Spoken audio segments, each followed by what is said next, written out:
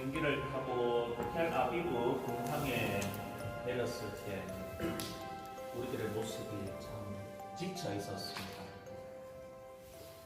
그런데 지금 여러분들의 모습을 보니까 너무나 밝아 보입니다. 마치 후광이 비춰지는 그런 밝은 모습처럼 보입니다. 베드로가 말했습니다. 초막 셋을 지어 이곳에 머무르고 싶습니다. 저는 초막 30개를 지어서 우리 가이드님, 인설자님, 우리 모두가 같이 지내면 얼마나 황홀할까, 이런 생각이 들었습니다. 사실 30개가 아니라 31개, 버스 운전사도 있어야 되겠죠. 행복한 순간을 경험할 때 우리는 그 행복이 지속되기를 희망합니다. 그 행복을 놓치고 싶지 않습니다. 그런데 이 행복에 대해서 한번 생각을 해봤으면 좋겠습니다. 제가 여러분들하고 중간중간에 대화를 나눌 기회가 있었는데 그때 여러분들 성지순례를 온 계기를 들어보았습니다. 이 사연이 너무나 드라마틱하고 또 우여곡절도 많고 참 쉽지 않은 여정이었구나, 그런 생각을 하게 되었습니다. 그래서 이 타불산에서 영광스럽게 미사를 하는 것이 참 쉬운 일이 아니었다. 그 전에 참으로 고통과 인내, 수고로움이 있었다. 우리는 행복을 위해서 참 많은 노력을 사실 해야 합니다. 그리고 그 행복을 유지하기 위해서도 노력을 계속해서 해야 합니다. 그냥 주어지는 것이 아닙니다. 오늘 복음에서 베드로가 너무 좋기 때문에 초막 셋을 짓겠다는 그런 이야기를 합니다. 그런데 루카 복음사가는 이렇게 말합니다. 베드로는 무슨 말을 하는지 몰랐다. 사실 예수님께서 모세와 엘리야와 만나서 이야기를 나눌 때 우리가 성지순례 중에 나누는 그런 행복한 대화가 아니었습니다. 예루살렘에서 겪으실 일들, 세상을 떠나실 일에 대해서 이야기를 나누었다고 루카 복음사가가 기술하고 있습니다. 그것은 고통의 길이었습니다. 예루살렘에 가서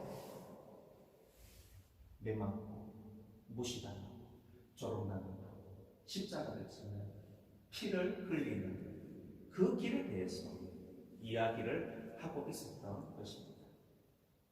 예수님 마음이 어땠을까? 한번 묵상을 해봤으면 좋겠습니다. 그리고 그 길을 반드시 걸어가야 하고 제자들도 그 길을 따르기를 원하셨기 때문에 예수님께서 제자들을 타불산으로 인도하신 것입니다.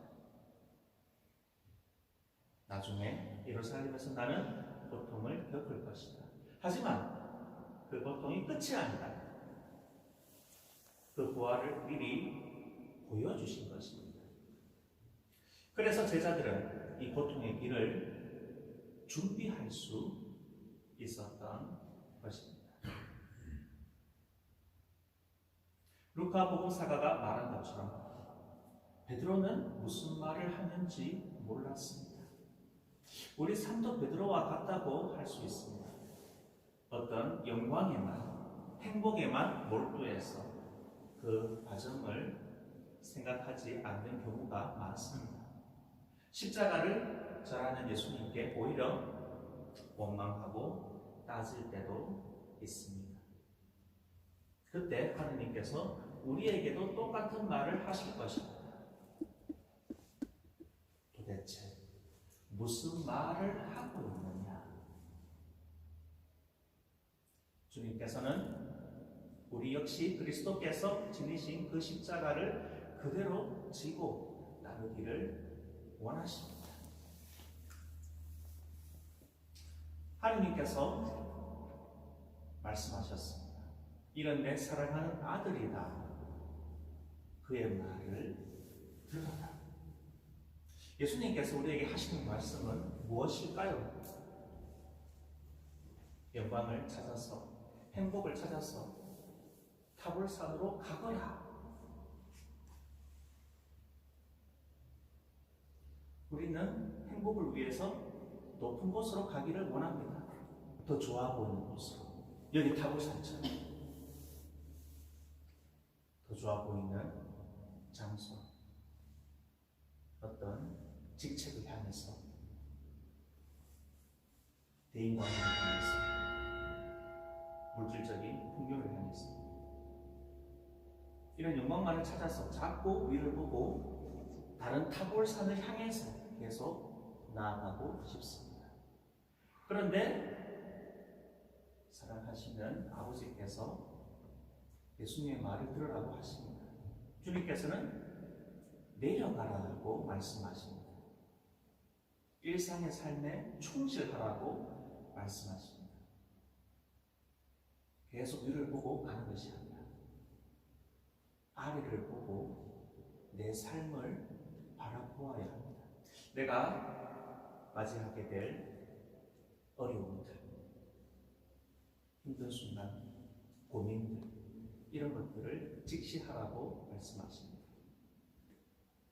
이 십자가를 충실하게 지고 따라갈 때 우리는 예수님처럼 진정으로 변화될 수가 있습니다.